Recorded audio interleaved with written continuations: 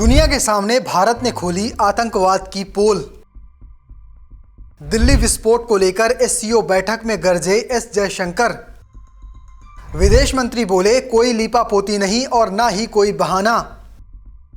विदेश मंत्री एस जयशंकर ने मंगलवार को रूस के SCO शिखर सम्मेलन में आतंकवाद पर दुनिया को कड़ा संदेश दिया। उन्होंने कहा कि दुनिया को इस खतरे के सभी रूपों और अभिव्यक्तियों के प्रति शून्य सहनशीलता दिखानी चाहिए। उन्होंने कहा कि आतंकवाद के मामले में कोई लीपापोती नहीं होनी चाहिए, ना ही कोई बहाना होना चाहिए। उन्होंने कहा कि आतंकवाद को कोई औचित्य नहीं दिया जा सकता, उसे नज़रअंदाज नहीं किया जा सकता। नमस्कार, आप देख रहे हैं जनसत्ता, मैं हूं शुभम गर्ग। आपको इस वीडियो में विस्तार से दिखाएंगे SCO शिखर सम्मेलन में विदेश मंत्री ने आखिर आतंकवाद पर क्या कुछ कहा। विदेश मंत्री एस जयशंकर ने संघाई सहयोग संगठन यानी SCO के शासनाध्यक्षों की परिषद की बैठक को संबोधित किया। इस दौरान उन्होंने कहा कि the SCO was founded to combat the three evils of terrorism, separatism and extremism. हमें ये कभी नहीं भूलना चाहिए कि SCO को आतंकवाद, अलगाववाद और उग्रवाद से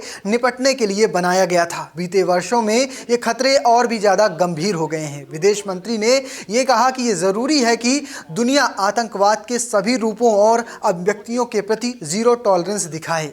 इसे उचित नहीं ठहराया जा सकता, इस पर पर्दा नहीं डाला जा सकता। विदेश मंत्री ने वैश्विक स्तर पर मौजूदा आर्थिक हालात और प्रभावशाली समूह में बेहतर सांस्कृतिक संबंधों को बढ़ावा देने पर महत्व पर जोर दिया। उन्होंने कहा कि हमारा आकलन है कि मौजूदा वैश्विक आर्थिक हालात अनिश्चितता और अस्थिरता के दौर में गुजर रहे हैं। मांग पक्ष की जटिलताओं के चलते आपूर्ति पक्ष के जोखिम और भी बढ़ गए हैं। इसलिए जोखिम को कम करने के लिए तत्काल विविधीकरण की जरूरी है। ये लोग आपसी संबंधों और व्यापक आर्थिक संबंध स्थापित करके किया जा सकता है। उन्होंने कहा कि जरूरी है कि ये प्रक्रिया निष्पक्ष, पारदर्शी और न्याय संगत हो।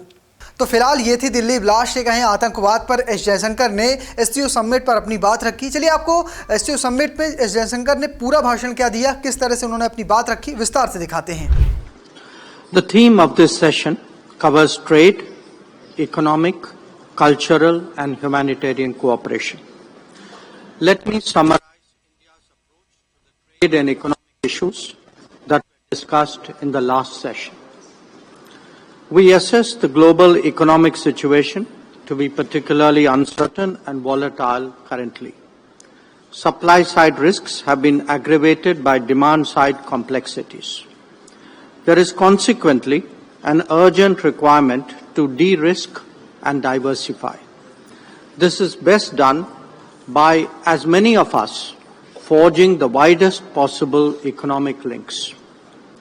For that to happen, it is essential that this process be fair, transparent and equitable.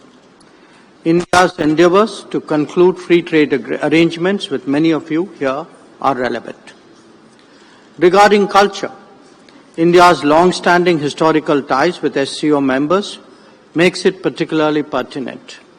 Against this backdrop, Prime Minister Modi proposed at the Tianjin SCO Summit to launch an SCO Civilizational Dialogue Forum.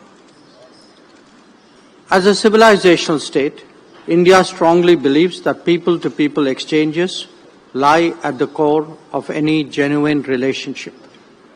Facilitating greater interaction between our intellectuals, artists, sports people and cultural icons will pave the way for deeper understanding across the SCO. We also have a growing record of collaborative activities with regard to cultural exchanges. The exposition of sacred Buddhist relics in many of your countries is a notable example. India is also willing to extend its considerable experience of heritage conservation in Southeast Asia to Central Asia. Regarding humanitarian cooperation, this is important in an era of climate change, pandemics and conflicts.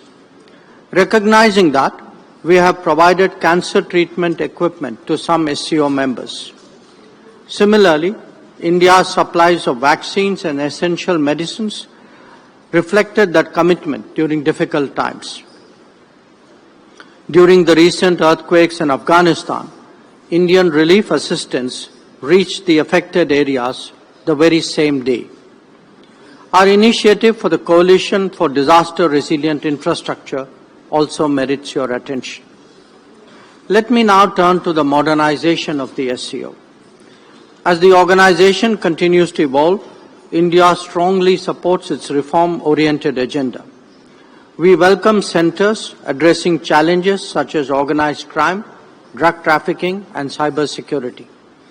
As the organization becomes more diverse, the SCO must be more flexible and more adaptable. To this end, the long-delayed decision to make English an official language of the SCO must be prioritized.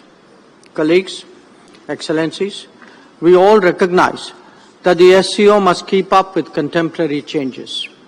That must be reflected in fresh thinking and new collaborations.